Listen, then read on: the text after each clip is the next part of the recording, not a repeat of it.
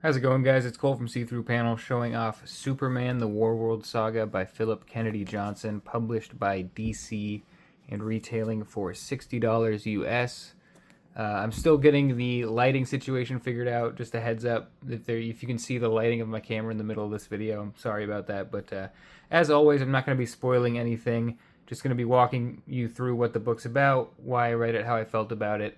And if I do want to give some spoilers, I'll give a warning and I'll do all that at the end. But this is a book I've had for a bit and I've been really excited to read, but it's very daunting to read a book of this size. It's only 25 issues, which just doesn't sound like a lot to me, but it took me a fair few hours to get through it in total. A long time. It is a meaty trade here. It's basically a trade. I guess it's just a paperback, but let's get to the credits because there's a lot to go through, and I'm not going to be pointing out the artists when we're flipping through. So Phillip Kennedy Johnson is a writer for the whole entire thing. Simon Spurrier, I think, is writing on one issue for a tie-in. And then you have Daniel Sampier, Riccardo Federici, David Lapham, Mikkel Janin, Scott Godlewski, just Ben Templesmith, a bunch of people. My primary artist for this would have to be Riccardo Federici, although Daniel Sampier starts the story, as you'll see right here, and does a tremendous job. It's just kind of a style taste thing. It's not that one artist is better than the other. It's just that I love Riccardo Federici's style. The reason I really got into this story and wanted to read it in the first place was because this is the team from The Last God, published by Vertigo. I think it was Vertigo or was it DC Black Label at that point. Either way, Federici and Phillip Kennedy Johnson were on that book, and so I would just pretty much read anything they make at this point. So this is Daniel Sampier, phenomenal artist, extremely clean, kind of a typical DC style, just done super, super well, I think. And this book starts with, well, it's actually been like a really long storyline, so it's hard to say exactly how it starts without me kind of divulging what it becomes. But a Warworld fleet comes to Earth, and there is refugees within it who Superman tries to save. And then this story also kind of has a cross-pollination with Superman and the Authority by Grant Morrison, so it extends that storyline of Superman losing his powers. He's been losing his powers over time and starting to show his age, and he's been, well, hiding it from people. No one really knows besides him. And so it starts with that conceit. We have an underpowered Superman, which makes for pretty good stories, considering when your hero is infinitely powerful, it becomes difficult to tell compelling, grounded stories with him, although many good writers have found ways. It's not impossible in any way. And we go to Warworld. I'm not going to say too much else, but we go to Warworld, and we have a whole, like, rebellion, hero of the people type arc on Warworld. And it is I think it's a thing that makes a lot of sense in the pulpiness that Superman can have, but also it makes a lot of sense with Phillip Kennedy Johnson, given that he, at least for me, I found him as a fantasy author, and so we're going into this kind of fantasy sword and planet type adventure. It does become a lot more than that, but that's how we kind of start. And Daniel Sampier does a lot of the art for the beginning. Phenomenal stuff. This is Miguel Mendonça. I don't know how to say that. Also phenomenal in the middle. But my real favorite parts come with Riccardo Federici. And that is because not only of his ridiculously intricate line work and like shading detail and painterly style, but because of his designs in terms of monsters and aliens. I think the designs, we also have Tino Tedesco doing covers here, which is nice. His designs are phenomenal. I think they always look super monstrous and scary, and he does a good job of kind of shifting from the like horror fantasy that The Last God had and going into this kind of more alien look, where the creatures still look super menacing, but they don't look like they're coming out of a horror comic, which is good. I thought the whole thing was fantastic. It ends with 3 tie-ins after the like kind of conclusion to the story, and I'll get more into that in a minute, spoiler free. It ends with tie-ins to Future State, I think it was called, a DC event that feels like it was 20 years ago now.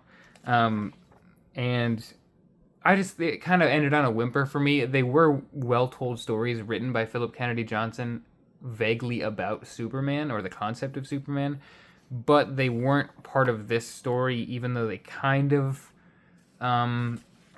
relate, but not directly.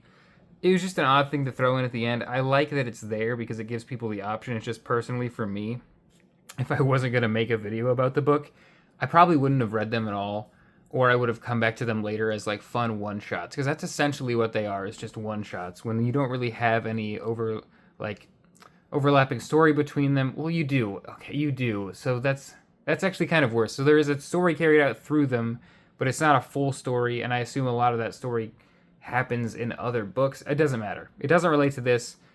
What I'm actually reviewing here is the core Warworld saga, not the like future state tie-in other stuff. It's just it was an odd choice. And the second criticism, because I really only have two, would be, and it's not even a criticism I can really level at the book itself.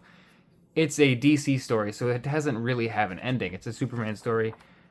We have a like super huge new evil guy at the end who we do not get a conclusion for, who was, it turns out, heavily involved in this story, and you can see threads of that throughout.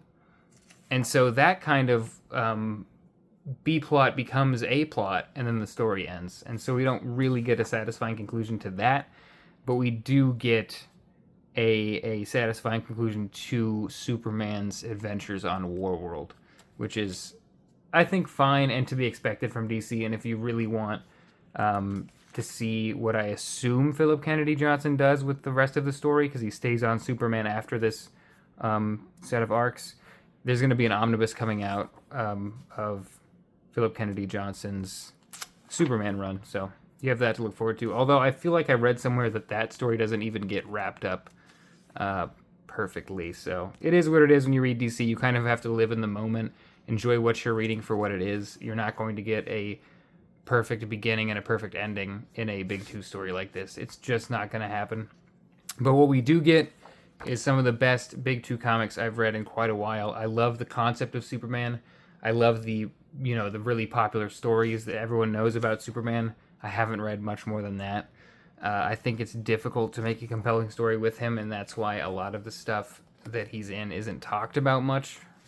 And as I said before, there's obviously people that can tell a great, phenomenal story with a ridiculously overpowered character. They've done it before, they'll do it again. I'm just saying, on the whole, as with most Big Two works, unfortunately, more than half of it is, I won't say forgettable, but pushed to the side, exits your mind as soon as you're finished reading it. So the real thrill of this book would be reading Johnson's prose and his plotting and his what seems to be a deep appreciation for the character. And the second thing that just narrowly less than that, which is weird for me to put an artist below a writer in terms of preference, but the art is just beautiful throughout the book. A lot of different styles in here. I think it worked well. In a perfect world, we get Riccardo Federici or Daniel Sampere on the book the entire time, but we don't. And so with what we have, I think it's awesome, and the styles are pretty consistent, and they work well for the story. I don't think any of them work as well for the story as Federici with that kind of gladiatorial, painterly fantasy style. I think it's just perfect for this tone, but I'm noticing now that it sounds negative. I really enjoyed reading this story. What I'm negative about is just kind of like Big Two works. And it's like, if I could have got Daniel Sampere and Riccardo Federici doing art for a indie book by Phillip Kennedy Johnson, it may be one of the best books I read this year. And this was probably the best Big Two book I read this year, but yeah, it leaves a bad taste in my mouth. It almost feels like a waste of potential because everyone who worked on this book is phenomenal. It's just that my tastes don't align with DC work anymore, or Marvel work, really. The eventual thing here, miniseries work better for me because they have a start and a finish. Self-contained stuff, Sometimes an arc like this will have a self-contained story, but this one just happens not to. I don't want this to become I'm rambling. I don't want this to become a criticism of, the big two in comics. But what I will say is, if you like superhero stories, or Superman specifically, even more so, this book's phenomenal. I think it's a super original take on Superman and does a great job explaining everything to everyone who's going to read it. I didn't know a thing about Warworld or Mongol. I knew that Mongol was the guy that kind of looked like Darkseid, but he's yellow and he has like a gem. I probably didn't actually know that even. But it does a great job. It ties in the greater DC universe at times, but mostly like the Superman family. So you don't really need to know anything about anybody. It's a great like starting point. If you're a fantasy reader, this will be a good way to get you into superhero comics, I think, because of the like John Carter, like pulpy arena retrofuturism type beat. But I just can't wait for the day when Riccardo Federici and Phillip Kennedy Johnson can do whatever they want and make enough money to do more of it at an independent publisher, because I think we'll just have some of the best stories in comics that we're going to ever get, with whatever genre they choose to do, which I would assume to be fantasy, just based off of fantasy horror, kind of what I'm seeing from Phillip Kennedy Johnson with Last God, this, which has a very fantasy bent to it, and then Incredible Hulk, I believe Johnson is writing at Marvel, and it has a very horror bend to it. It's not the Immortal Hulk; it's a little different, and I like that, but it keeps the horror going. So I've been rambling a lot. This book's great. I didn't mean to turn it into a hate fest for DC. I do have love for a lot of DC books. It's just that my tastes at this current moment are a bit different. But it took me a long, long time to get through this book. My reading has just slowed down a ton. It's not that I didn't enjoy it. I actually loved every page of it. The colors. You don't really see Federici in this book doing really bright, contrasty stuff like this, because usually you're on Warworld and everything's kind of like yellowish gray, which is just kind of the tone of like a sepia tone. There it is. This color that's kind of like on top of everything, you see a lot of that out of Federici. So when we get back to Earth and it's